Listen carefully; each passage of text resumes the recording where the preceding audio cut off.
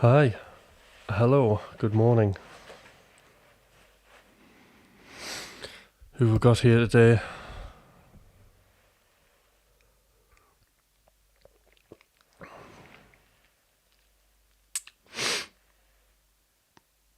Hi, Graham. Hello, Scott. Hi, Izzy.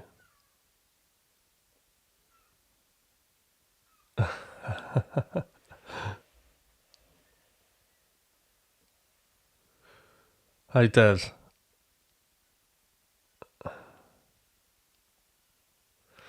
Excellent, brilliant. Well, sorry about scaring you there, Izzy.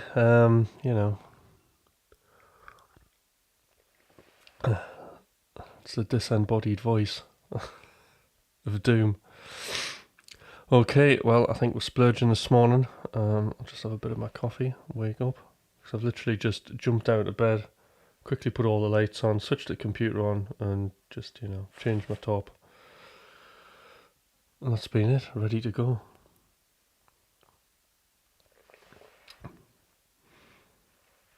So literally, I got up at like 5:15, so I can get set up just about in 20 minutes, which isn't bad really. Yeah. So let's have a look at what's going on.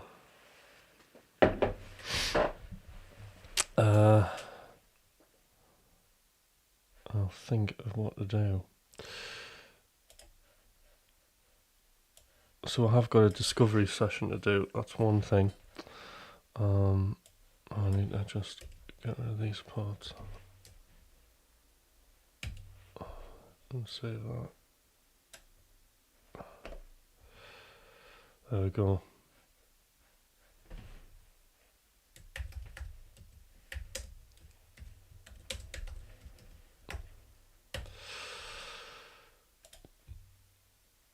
Alright.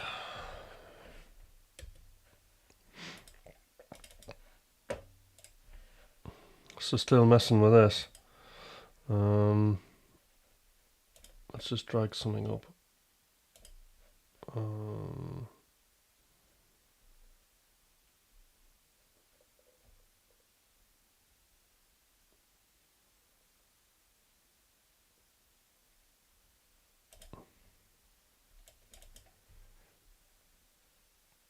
Right. Is that got anything? No. Right, let's try this one.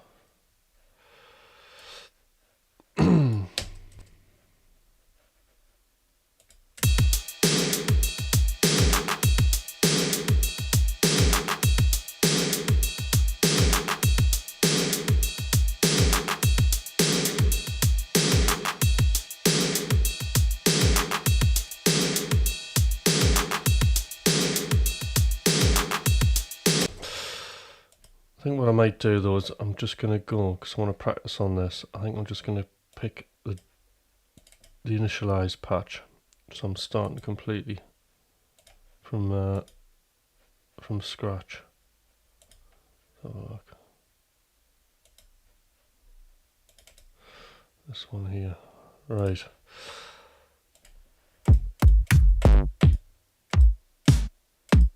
We'll just go for something like this and we'll just pick.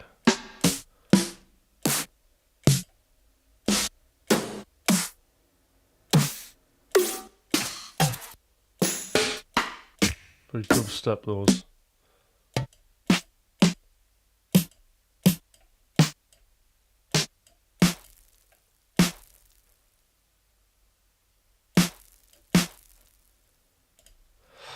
I like that, but I'm not keen on the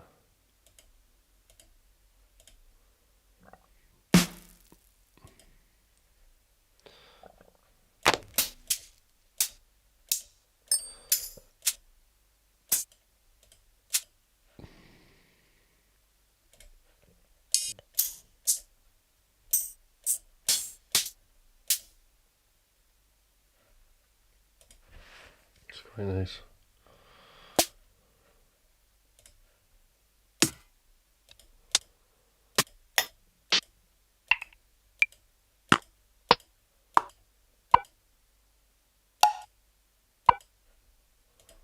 Very nice.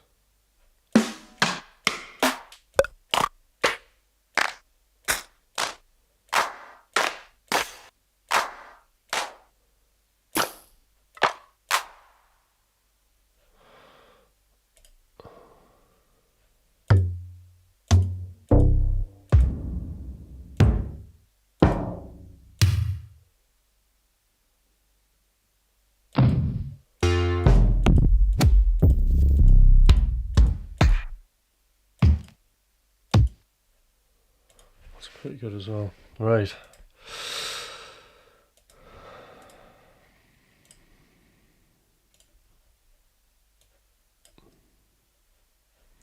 Just get a groove going on the shaker.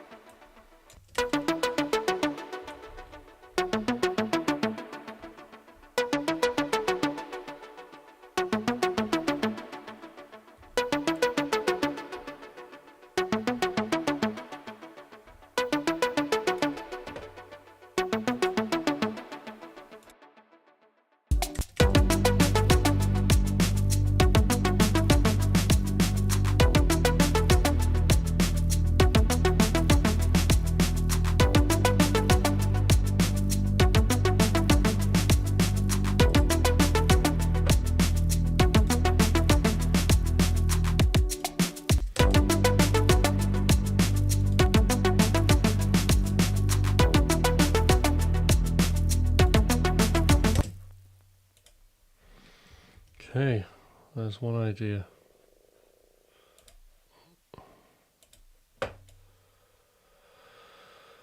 Export.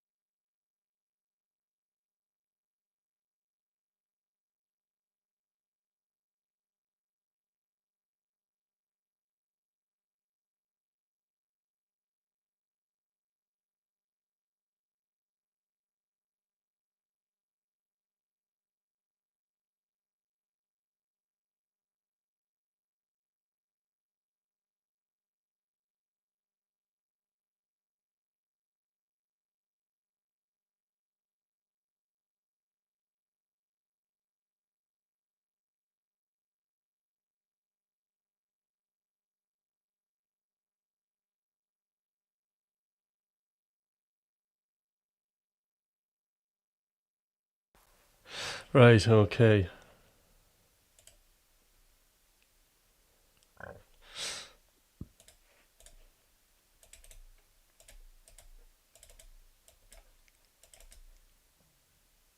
Oh, 2 seconds. There we go. I'm gonna get a guitar out. Okay, Izzy, so yeah, well, sometimes the streams could possibly be boring. Actually, originally, when I started doing this stream, what it was is there was a couple of things. So I wanted to kind of just allow people to come in and watch me make music, because I thought it'd be a good thing to do. So literally, I started this stream. I mean, properly, I was dabbling with it around about November-ish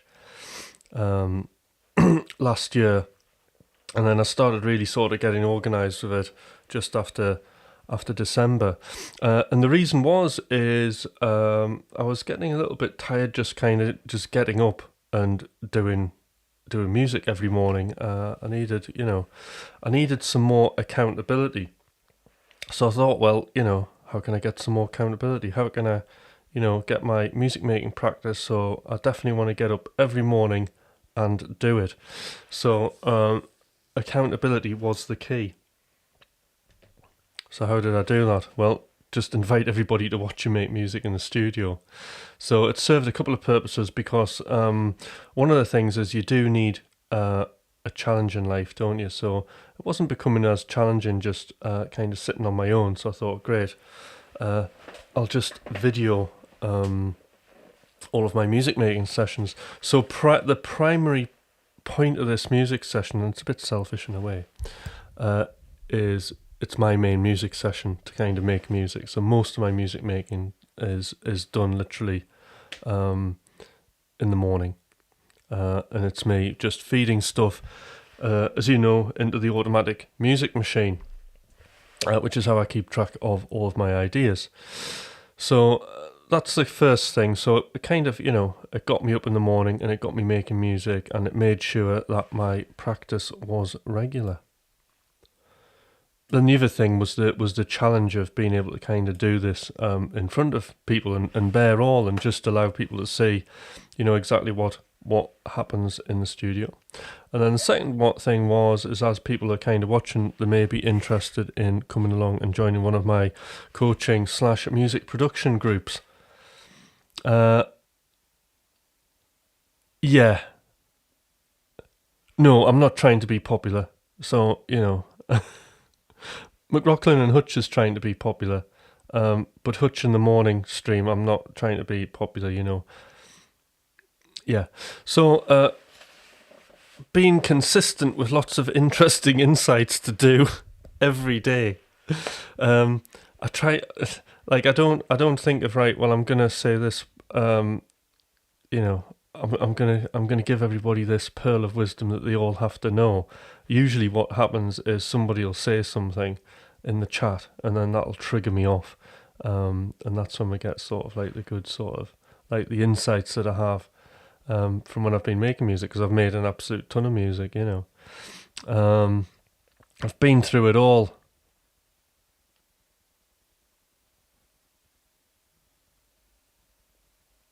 Yeah, I mean, it's good to have a self-assessment, isn't it? So yes, and I mean, you know, so making things. I mean, actually, you know, when you think about, so you've set me off now, is he? So when I think of one of the most powerful tools I've ever learned about myself was flow. Was when you know, the guy who coached me had us all in a group experimenting with flow and how that was going to improve what we did, because before I really kind of got into that whole flow practice, you know, I had a good a good practice developed with making music. Like, I could get up, I was keen, I had things I was aiming for, I had like lots of ambitions that I wanted to do. I wanted to release music on labels, so I was fairly fired up, but I was just getting up, and I was just there was no real kind of system to what I was doing. I was just getting up and like piling in and making music, and sometimes it wasn't that organized. I would do the typical thing of quickly make an idea and then start kind of mixing it and thinking that was progress, you know, and it wasn't necessarily the way to go. And then things would become, you know, I'd go very quickly from divergent thinking and chucking lots of things together that was interesting, and then suddenly stop and start tidying it up and go into this convergent thinking thing, and then be in and out of flow. And it was very, very sort of a clunky thing, and I wasn't getting anywhere near as much done as I do now. Okay. So the kind of the flow practice, being in the moment, was one of the main things, and that's like what, you know, doing this channel really gets me into flow, and there's a reason why it gets me into flow. And because one of the flow triggers is high consequences, you know. So if you have a consequence to what you're doing, like, because it's like extreme sports athletes have flow the most dialed in, it's most developed with them, you know. So if you're jumping out of an aeroplane, you need to be in the moment, don't you? You know, you got to remember to like open your chute, I would imagine. What you don't want to be doing is, you know, jumping out the aeroplane and wondering if you, before you came out, switched the oven off, for example. So you need to be, you know, completely in the moment. And what flow actually did for me, and when we are in flow, is, even though I was being prior to this very, very productive in the time that I had with music making, once I started learning about flow, learning about using a timer, coming on here, to, you know, creating consequences for myself that would get me into that moment, you know, what I could do in 1-2 hours was the equivalent of a full day, or several days in some cases. Yeah.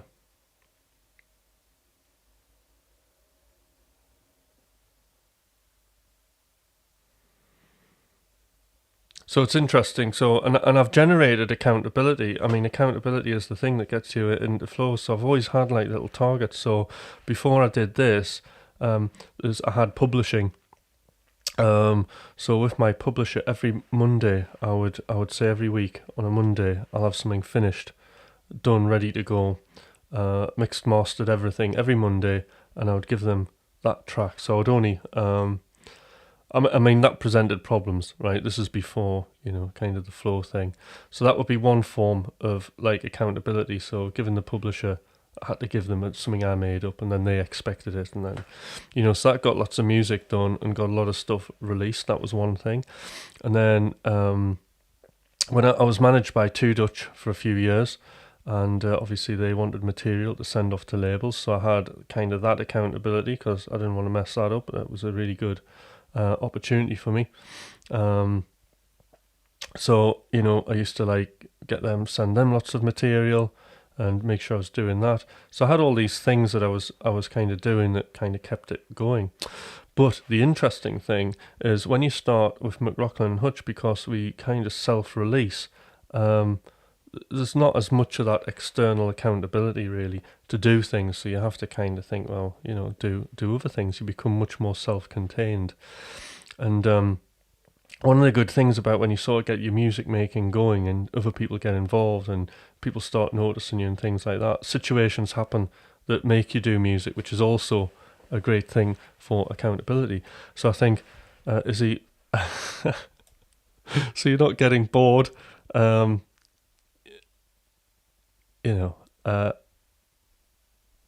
accountability.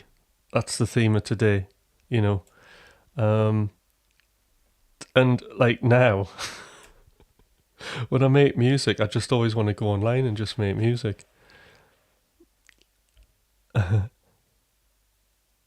If you don't do what Thomas tells you to do, you will envy those headless guitars. I'm actually my own boss, believe it or not. Yeah.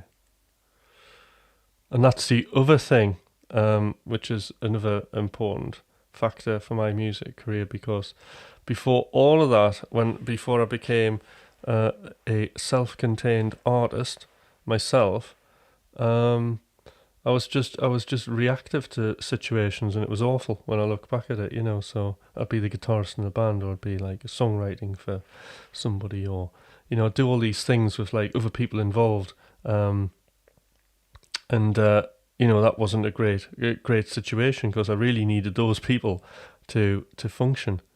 Whereas now, you know, I don't have that. You know, I've got, obviously there's me and Thomas, but then, you know, I've got my own thing as well, which I can do at any point. And you know, this is the wonderful thing about you know, making music now in this day and age, is we can all have a label, and we can all release as much music as we want to the public, and we can make a fan base. And you know, having one loyal fan, right, is worth more than 1 million passers-by.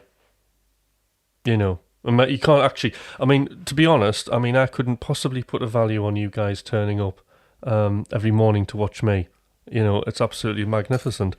And you know, when I did house music, it's just like, you know, I've mentioned it before. There just was not the engagement. People would, you know, they wouldn't stay on a full stream like you guys do and sit and have me on in the background, or and because like most of you guys, you know, you all play guitar as well. You've got something to do. You can get a guitar out and jam along with what I'm doing. So I suppose it's a bit like when you're sitting in a studio and you've got your producer working for you, isn't it? I suppose you can get your guitar out and you can kind of play along and get your own sort of ideas going. I'd do anything to avoid practicing guitar. Right, okay, well, have a think. Why wouldn't you want to practice guitar, Izzy?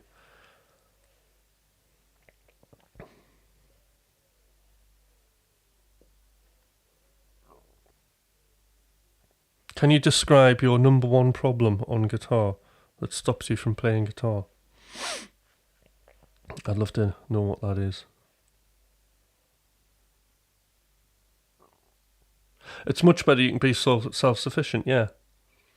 And I think, you know, like one of the problems about that is it's not just easy. You just can't go, oh right, I'm just going to be self-sufficient and that's okay. I had to let go of a lot of stuff, you know, because I thought, oh well, you know, I'm not going for big labels now. I might not ever.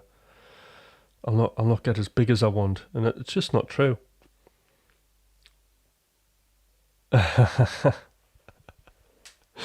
Well, you know, but the thing is, like, if you know, there might be something stopping you playing guitar, right? That you could share with us, and then because it'll be something we're all have in common. I bet you, like, the reason you don't play guitar or like, sorry, you don't want to practice guitars, I'll probably share that. I don't want to practice guitar all the time. Christ. Sometimes it's like getting your head kicked in.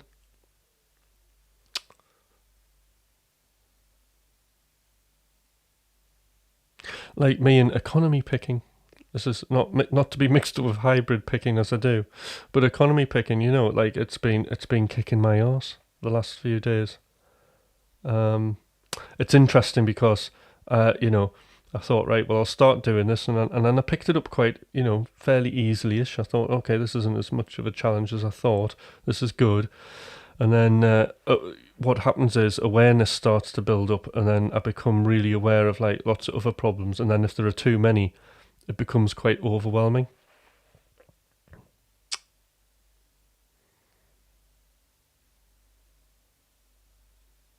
So, and then it can get on top of you, and you can think, oh God, I can't, like, this is like awful. I can't, I've got to fix all of this stuff now, and it's not where I want it to be.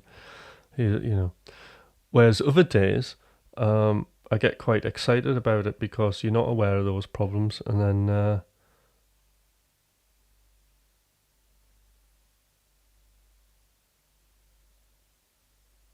all right, sorry to hear that.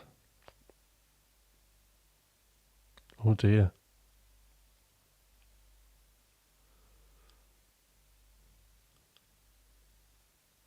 No blood fat, right? Well, yeah. So that must be really, really tough.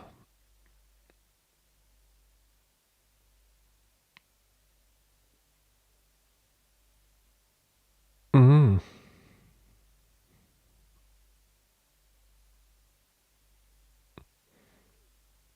So did you when you practice guitar, do you sit and practice for quite a long time, or because I mean, for me, I couldn't, like, now I'm doing like when I start, because well, I've always played guitar, but getting back into shredding, there was such a lot of work to do under the hood with my playing. I couldn't, it was really bothering me to look at it as a whole. I had to just like pull chunks off and just kind of work on it, and that's why I developed the micro practicing thing, because it was very much in line with my music making. Really, I mean, I used to think I had to sit in the studio for like 4 days straight to come up with anything, but that's not true.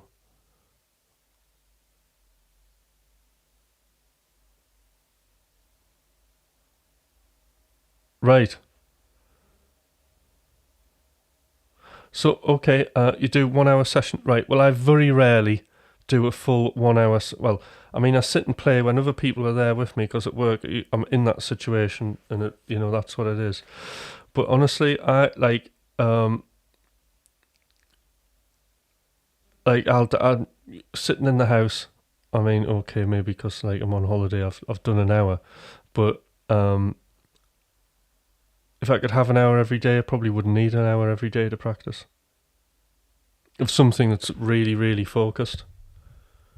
Because we practice to move forward, don't we? We just want to improve. So it's just kind of becoming aware of where the problem areas are, and then working out a way of practicing it. Right now I do 3 hours a day by 1 hour sessions. You see, that's pretty good. I mean, like concert class pianists and stuff like that, they do like 4 hours a day, broken up. So I mean, you're getting loads of practice there. 3 hours a day is brilliant.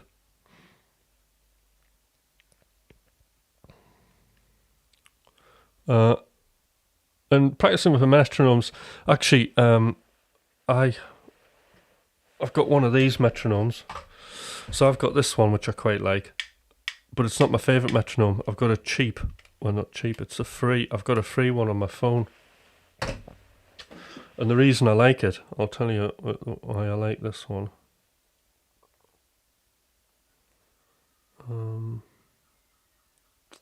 Where is it?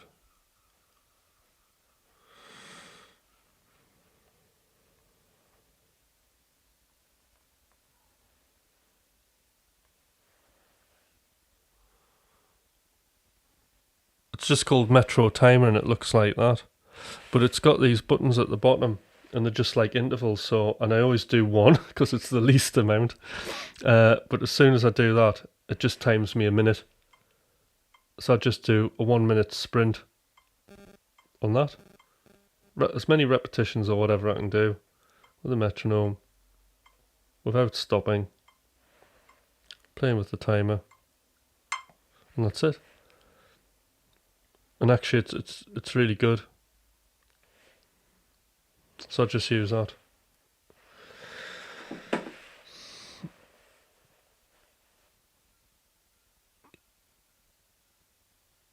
Yeah, the metronomes. Yeah, they need to know how to play in time with human beings. That's what they need to do.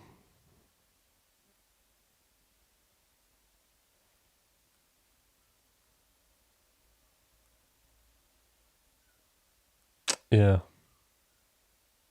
Well, and also know that warm up thing. Like sometimes it takes me a long time to warm up. You see. Yeah. So it's just the one. That's it. It's just the 1 minute thing, and I just go 1 minute. And that's my micro practice, isn't it? And then if I have an exercise and that exercise is too big, then I work out where the problem is and that, and then I make it even smaller, and then I run another minute, and I just keep running it.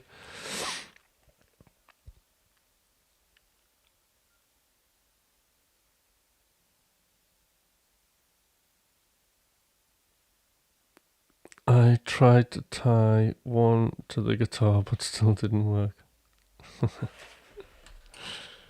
Right. Very good.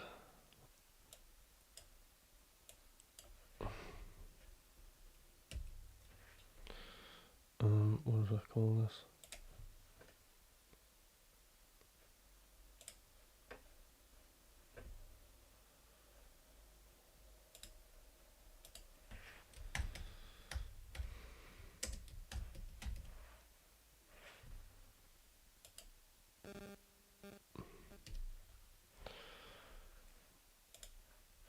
Right. So I'm going to start something new in a minute. So what was I saying? Yeah. So morning sessions, accountability, having people watch you in the process, and to be honest, I think just for everybody, when you're coming on here, to get me talking is when you ask questions or comments and stuff like that, and it massively helps. Right, okay, Z, so speaking of flow, prior to the machine, my entire process was waiting for random inspiration to hit me. Absolutely brilliant. Yeah, so, and that was exactly the same for me. I mean, this is like one of the phenomenal things that I think we all have the same operating system, don't we, in creativity? Yes, and I wouldn't be inspired, so I wouldn't do things, but then I would make myself go to the studio anyway, and then what I'd do would be something like make a kick drum, something inspiring like that, and avoid doing music because I wasn't, or organise something, or make a patch, or do something. I never made music, so I'm not inspired, so I'd do all these other things that I just didn't need to do. So yeah, I totally kind of relate to that. There's a great book by Stephen Pressfield called The War of Art. War of Art, and then he has another one called Going Pro. And Stephen Pressfield completely identifies that kind of whole random inspiration thing. And at the end of the day, we don't need inspiration. We just need to actually turn up like a job. And how I didn't actually add the two things together, because it's beyond me, because when I'd go to work, I have a really creative job, and I would go there totally uninspired, not even want to talk to anybody, because you just can't be arsed, right? And obviously it relies on kind of, I've got to go in, it's in a sense a performance, and sometimes I've got to make music with people, and when you're doing that, you think you need to be inspired, but when you just got to turn up and do something, and there's somebody there, and again, the accountability of it, you get inspired.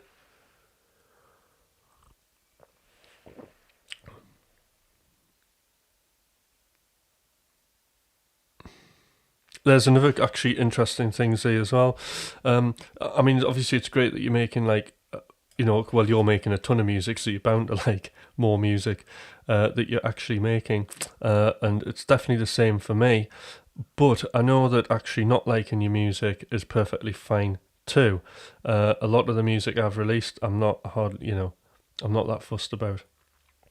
And McRocklin Hutch stuff I really like, especially stuff that when I'm playing guitar on, I really like. But I think that's an ego thing, you know. Um, so I'm much more entertained by the music that I make now by far. Certainly when I was making a lot of dance music, and I mean it's a different, I mean I suppose then maybe one of the factors was that I was label whoring. What a term, eh? To say about yourself, label whoring.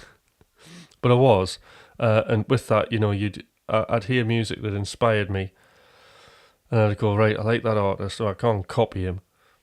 So what you do is, see, I'd never copy. I'd never like pull something into like Ableton, which is what some producers do.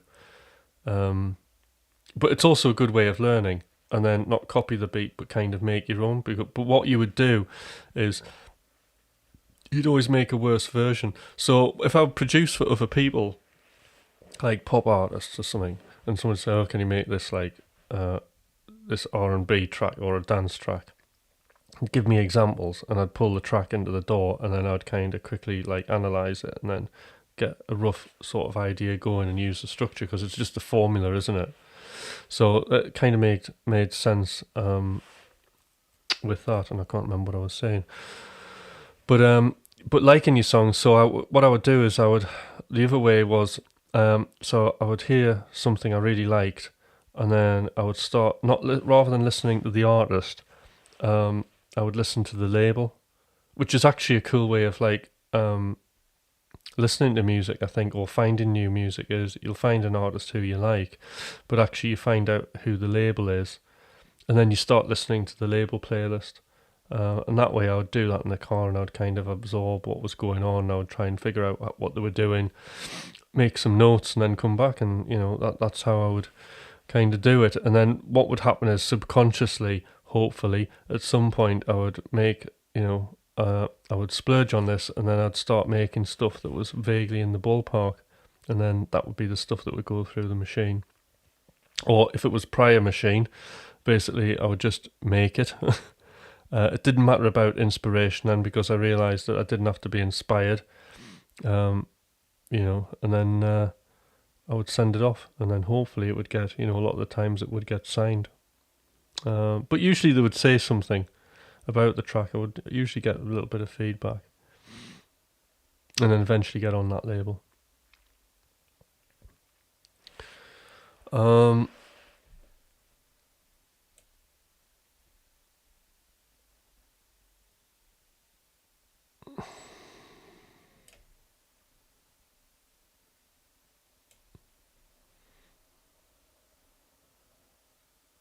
Oh, that's great, Des. I learn a lot from watching these streams. My workflow has improved to no end because of it. Excellent.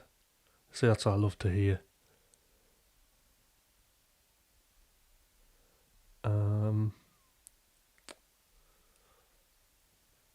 Because it's amazing how frustrating music making can be, isn't it? I mean, like when I think back to it, it's like, oh my God, I have to do this thing, but I can't do it, and I just like, not know what to do with myself and make a kick drum. But it was like the whole thing when Mike started coaching me. That was one of the things that got me interested in his things, because I used to stumble. What happened? There was like a kind of turning point. I stumbled across his stuff, and I just thought, oh, this is far too like weird and woo for me. It's not. I don't want to know about all this mind trickery stuff, right? I just want to know how to make a kick drum. I just want to know how to do this. So like none of it really appealed to me. But then I just struggled so much. I just remember he had this video once and he was going, you're struggling doing a track and then you're just flicking through kick drums. And I was thinking, well, it's like it was inside my head. And I thought, shit, that's like actually me. All I do is like pick a kick drum and then start something and then start fiddling with the kick drum and then realise that's not the right kick drum and then don't have a track. And that could go on for hours. There you go. What do you make music for? To be honest, right, so hold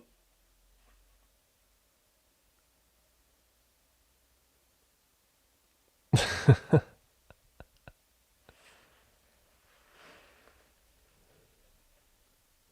To be honest, so before now, you just lied. What do you make music for? You see, that's a really good question. So, what do you make music for?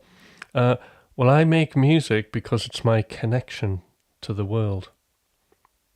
It's a snapshot of who I am and the time that I do it.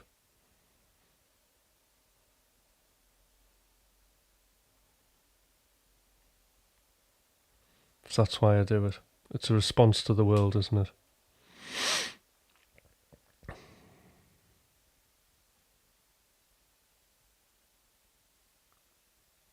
And I make, it's just like the whole music thing is how I connect. It's a level of communication that I need to have, emotionally for me. Music does it's such a powerful tool. And it allows you to explore your own emotions and feelings. Especially, obviously, because you know about the job that I do and what have you. So, like sometimes, a lot of the people that you're kind of working with are in such challenging environments that it change it. You can't be the person that you want to be. It's like how we have the self one, self two thing. It's the self one is so ingrained in there they never get to their own self two. So people can lose their emotions. But if you think about it, if you have a guitar and you can play a pentatonic scale and you can play some blues, right? Forget about all the technical stuff, right? And you can just explore happiness, sadness, or think of something that happened to you in the life and use that as like material and play to that, and you're in a challenging environment or you feel hopeless, it helps to preserve those feelings. So it's incredibly deep and incredibly powerful when you think of it like that.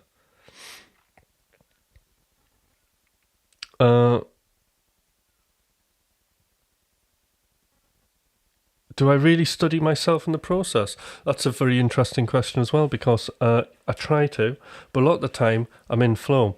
So what do? And study yourself in the process, so I don't know how aware of... So I probably talked about this before, so because like a lot of us are playing guitar on here, so we know about guitar practice and we know about kind of improvement, and you can sort of track easily what you're doing because you're on an instrument, right? And everybody practices on an instrument, but actually when we're looking, it's not as instinctive to look at your studio as an instrument. It's a thing of like different components, especially in the environment of Ableton Live.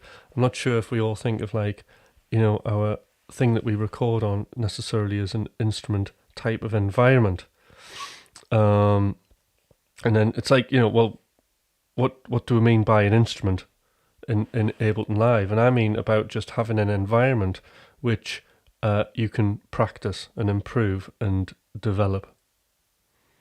So that's what you're wanting to kind of ultimately do. So this is why I got this this template kind of slowly develops over time, but in regards to the studying and to developing this, there has to be a way, doesn't there? It's not the point. Okay, so so what I do is I always do the wins, problems and opportunities after a session.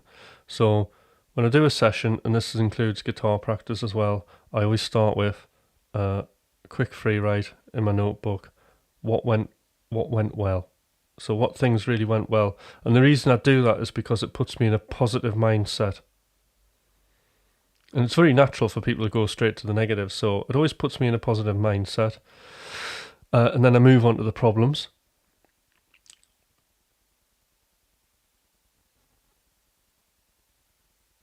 Well, is there?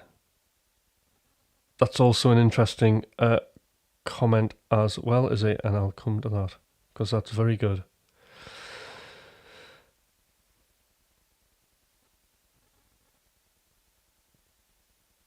So yes, so the wins. So, and then it just opens you more to kind of having a look at your problems. So when we look at the problems, this is the key thing that we're going to use to make new knowledge.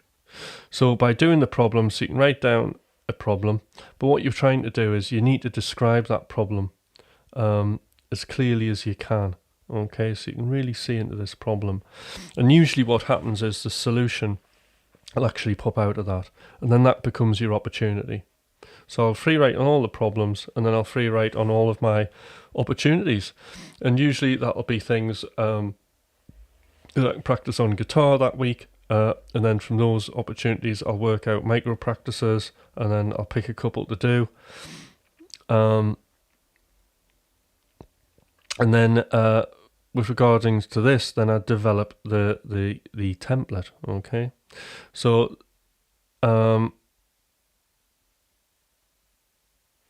you came back. What was it you said? Because you said something. But the truth is that when you convey music, you do really sort of right. The point is, as soon as your process is templated, that you know what to do. There is no more jump into the unknown or self-study. You just do what you know. That's a good point. Yeah, and that's actually part of the the challenge of these live streams early on. Although I don't have this now, is because of the high consequences. I would play it safe. So there we go. Now I'm not so fussed. So we'll have a look at the template, because this is the thing. So before I used to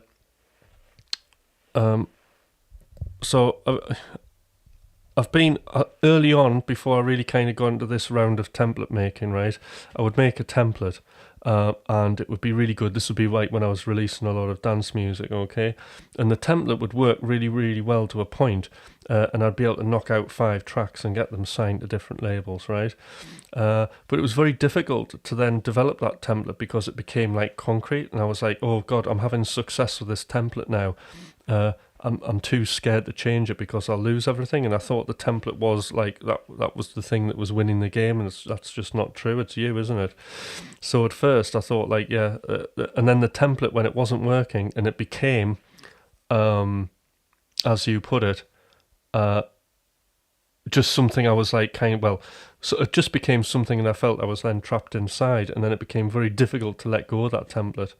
And sure enough, I would let go of the template and I would go into a different direction. So there'd be times when I just wouldn't use a template. But then on the flip side of that, I was doing a lot of jobs in that a lot of jobs, right? That were just repetitive tasks that I didn't need to keep doing. So we've got the very creative side, and then you've got the balance between the utility side of things, you know. So it's best to have a template, right, that kind of serves you, that serves all the utility functions, yeah, the stuff that's like not as creative. Because, you know, at the end of the day, if you have a studio, right, and you do a session, if I like this round me here, this keyboard, quad, speakers, you know, like this is like the studio. After I finish this session, I wouldn't then unplug everything and then put it in the corner, right? And then, right, I'm doing a session and plug it back in. This stuff always kind of stays set up. And this is true for your basically Ableton Live environment as well. So this is why I have the template that I have. So there's quite a few utility things going on here. So, you know, things that you're perfectly safe creatively is I have reference. I have this length function, which I haven't actually, I've deleted it. All the length function is it's just this, So when I want to bounce something out, instead of like dragging this locator, I can just highlight that and do, like, say if we're like this, and I want to go, and there's the loop brace, and then I want to go, right, well I want to bounce the whole thing or listen to the whole track, rather than drag this end up there and this end over there like this. What I can do is I can just click on it, Command and L, and then it jumps to the point I was going on. Right, and yes, so as Z is saying, this is a great conversation, as the template is something that you update to your needs, right? And then there's another reason behind all of that, okay? So, and then obviously I've got the arrange, so sometimes I need to put an arrangement in here, verses and chorus, especially with like McRocklin Hutch, and so I can just have a project laid out so Thomas can see where things go and what my initial idea was. And then I've got this filter section, which can change at times, so I've taken some stuff out, but that's just so I can do kind of like make little like drops and stuff. So that's just something I always use, and it just sits there and everything goes into this channel, and I can add effects to it. Again, it's not, you know, that's not going to hinder anything creative.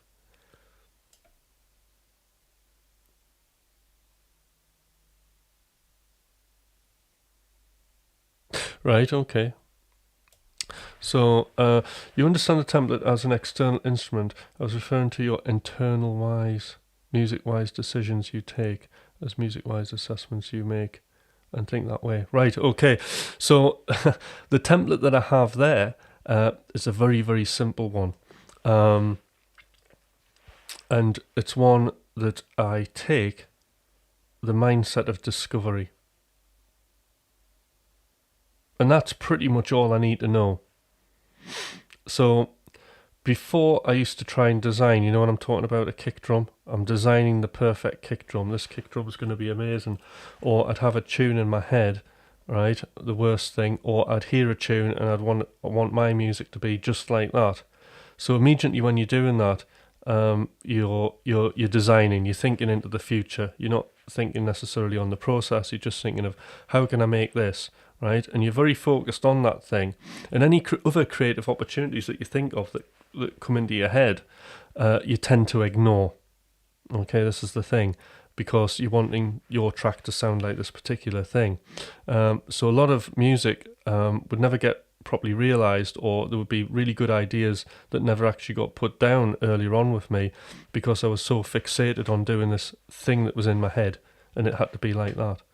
And I used to think that, like, kind of making music, design-wise, that's how it was done, and it was a straight line. Till I found out about taking the discovery route, which, again, that's probably the second biggest game changer. So discovery, and that's like what the splurge is about. That's what the automatic music making machine's about. In fact, the machine is the internal decisions externalized. So, you know, we have, I want to get it up. So when we're talking about the internal creative side, the template, the machine is, you know, this machine is, it's the internal made external, isn't it? So, you know, we've got a splurge, we're just puking up an idea, say it's a free write of whatever. We're not worried about, you know, quality, or, you know, we just want to create quantity of stuff. Right, we're just discovering, and then it goes into discovery, and discovery is like an investigation, isn't it? So all the time when I go into that discovery session, I'm just open to any sort of possibilities, and all I'm trying to do is find out what that particular piece of music wants to be, not what I want the music to be. There's no I. There's no kind of Tim Hutch. Hutch wants the music to be this, you know. All I'm doing about, and I'm not even concerned. And I can apply this to stuff that might happen later on in the machine, and then I don't like the track. I can still finish the track because I'm discovering all the time. All I'm doing is I'm just serving what the music wants to be.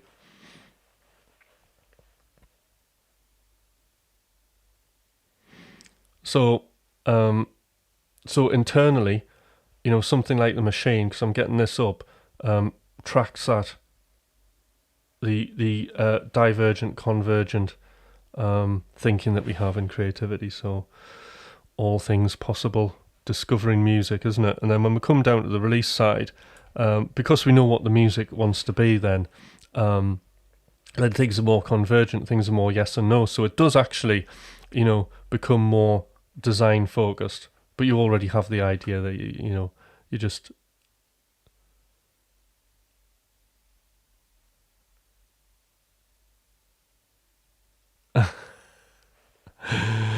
Is there a strange little voice in your head telling you what the music wants to be? No, the music's telling me what it wants to be.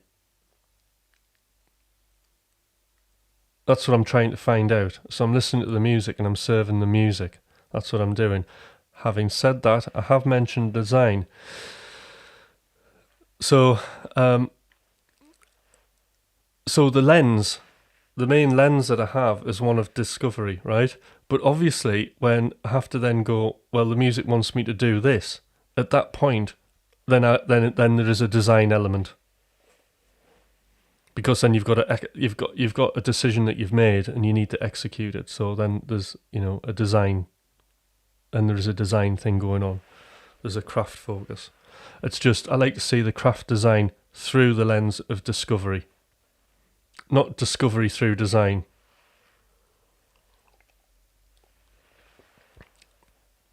Phrasing, what makes you think that it's not you, but it's the music?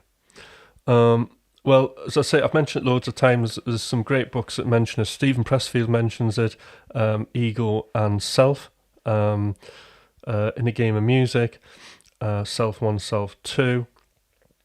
And then, who else has mentioned it? Those are the two kind of main sort of areas, and all it is, it's just two parts of our thinking. It's not like I think there's actually two of me. It's just we have like an internal voice, a critical voice, and I'm aware of that. And that critical voice tends to be very design focused.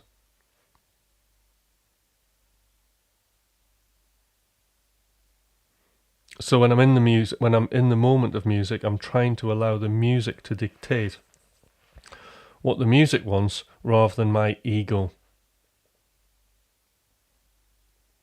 Does that get closer to what you...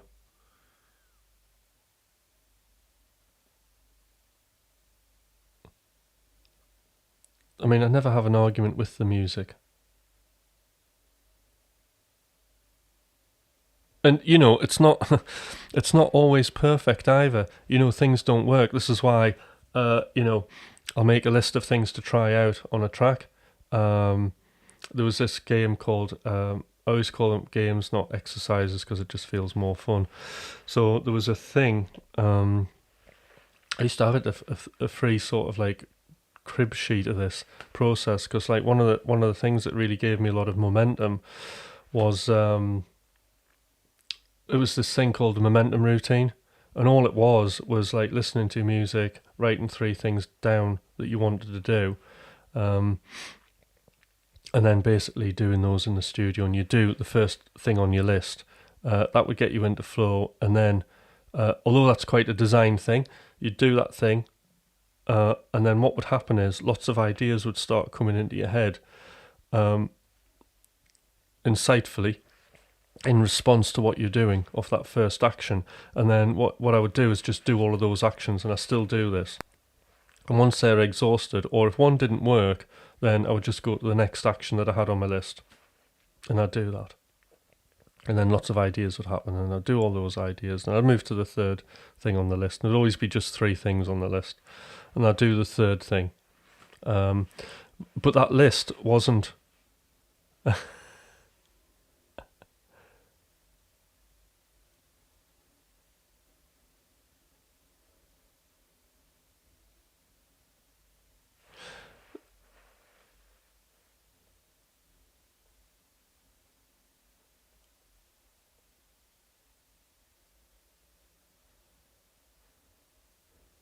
All right, that's fine. Yeah, I mean, it's a way to schizophrenia. It's not schizophrenia. Because you experience, like, all you're doing is you experience this when you play an instrument, is it? You know, if you do a performance, okay, we have that critical, we all have that critical voice, don't we, where it's like, oh, we're going to screw this up, or I could mess this up, you need to do this, you need to do that, you know, okay? It's your thought process, isn't it? But then when we're actually playing a gig, you know, if you notice that, and I mentioned it loads of times, you know, when we're playing a gig, we'll have that first song ends a little bit tricky, and you're thinking about the audience and you're thinking about external things, you're not focused in on the music. When we get focused in on the music, right, and what we're doing, then time dilates, doesn't it? Interpretive dance, yeah. Then, time dilates, and basically, that whole gig's like, feels like it's over in 5 minutes, and we're in flow. And at that point, we're not really making, or at least I don't find it really hard that I'm making decisions. Everything's just kind of flowing, isn't it? And that's what's referred to as the self too. Hello, Chili. Glad you like my dancing. So there we go. This is a good chat. I should be making music though. I should be going back to the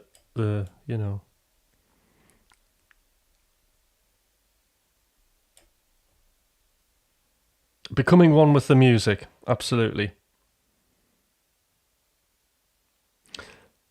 Or you can think about it the other way, right? So if you're listening to your thoughts, I should be doing this, should be doing that, right? Then you're not listening to the music, are you?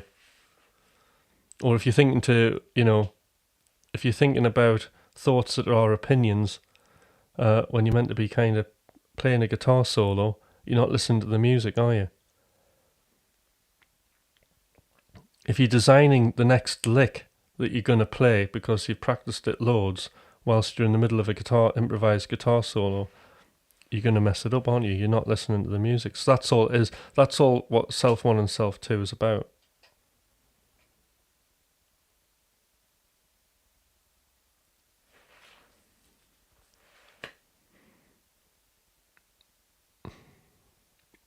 But the really powerful thing, there's a mix-up of several concepts. Okay.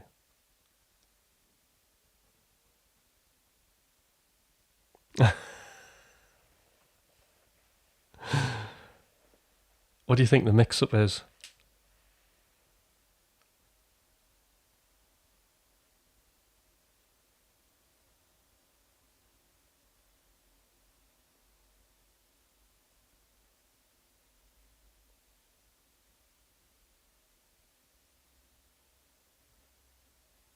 Right, okay, no, that's fine, I see. You don't have to write it, but I'll tell you what you could do. I'm fascinated to know what you think about this. So you could send me an email with it. That would be great. My email's, it's in the channel description somewhere. You can pull the email out, and I'd love to hear what your thoughts on that.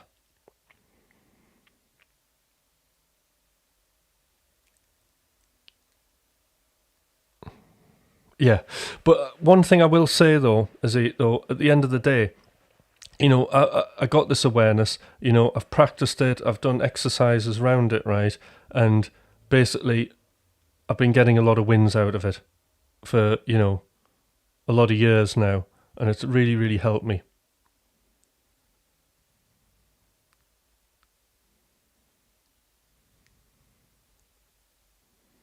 I suppose you could class it as an internal instrument.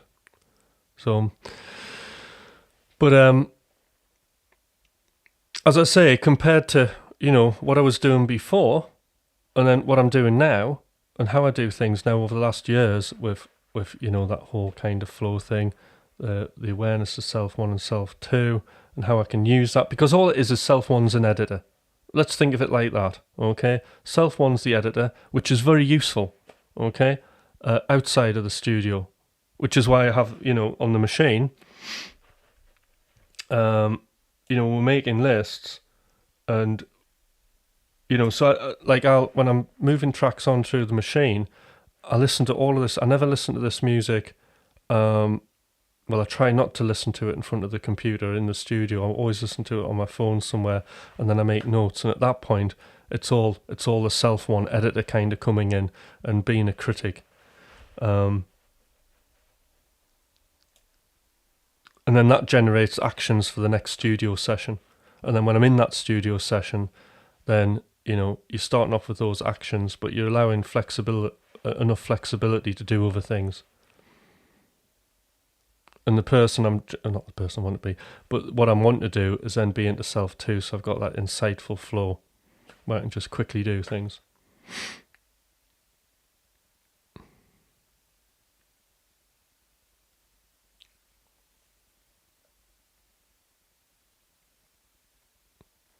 I mean, there's another really interesting model as well, which is all part of this as well, and it's this like three role theory thing, where basically it comes from Walt Disney and his archetypes. You know, you would have like a dreamer.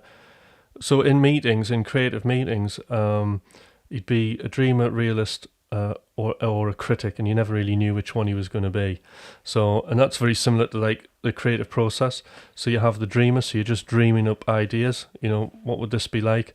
And then it goes through to the realist, who's going to work out how to make it.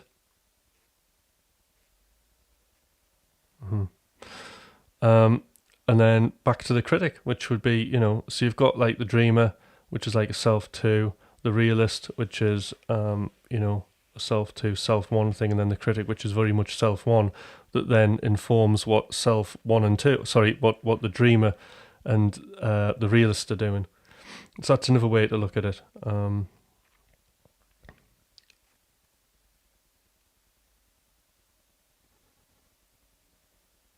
Right.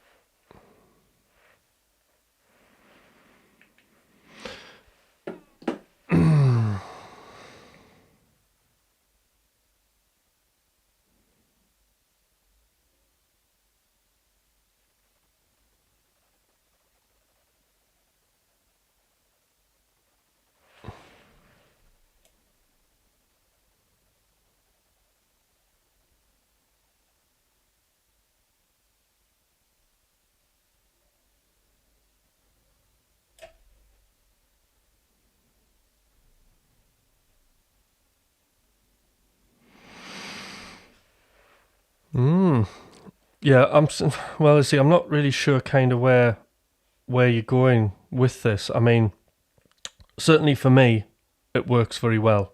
And I coach a lot of people with this method, and it all works pretty much, you know, flawlessly.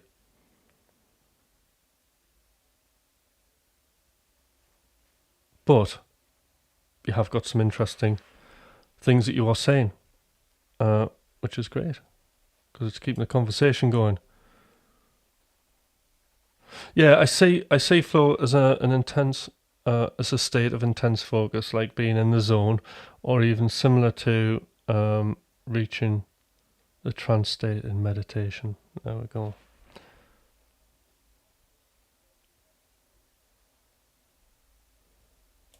Yeah. And there's definitely an issue of your own conscious thoughts getting in your way. So that's really well put. Yeah. So in a nutshell, that's what I'm trying to,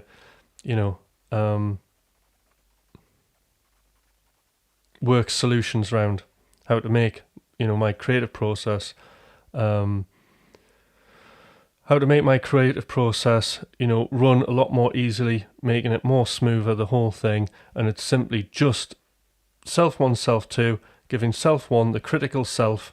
So one's critical, one's performance in the moment. And self 1 is very, very important, because you do need that critical thought. but you don't necessarily need it inside of the studio, which is why it's put outside of the studio. And when I'm in the studio, basically, I'm wanting to let the ideas flow out as much as possible, unedited. Because I don't need the editor in the studio. It's going to, editing, that can be all planned later outside of the studio. And it's certainly given me lots of issues when the two things have been mixed up and I've been doing something and then it's been second guessed by this editing thing going on. And then sessions have been ground to a halt due to it. Not all the time, but most of the time. So there we go. What a chat this is. This is good. I should be making music now. That's the whole point.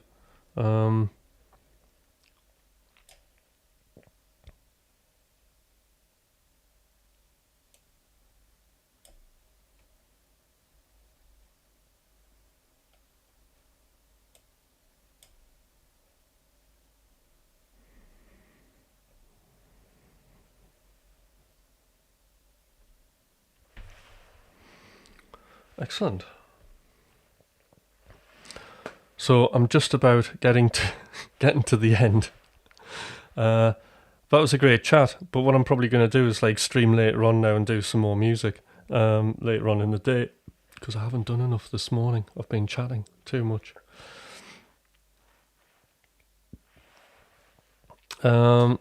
Anybody else like to say anything before I go?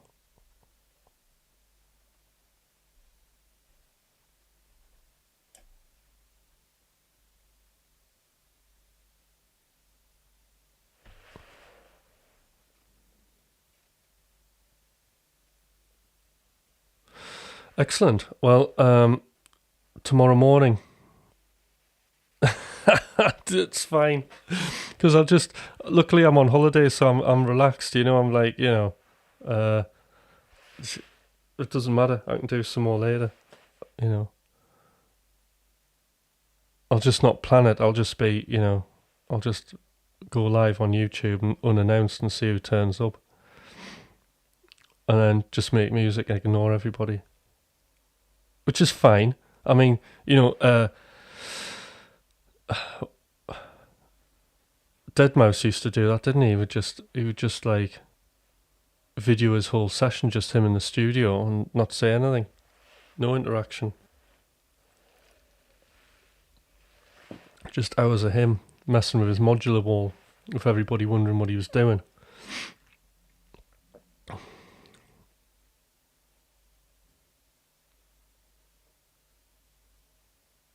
But yeah.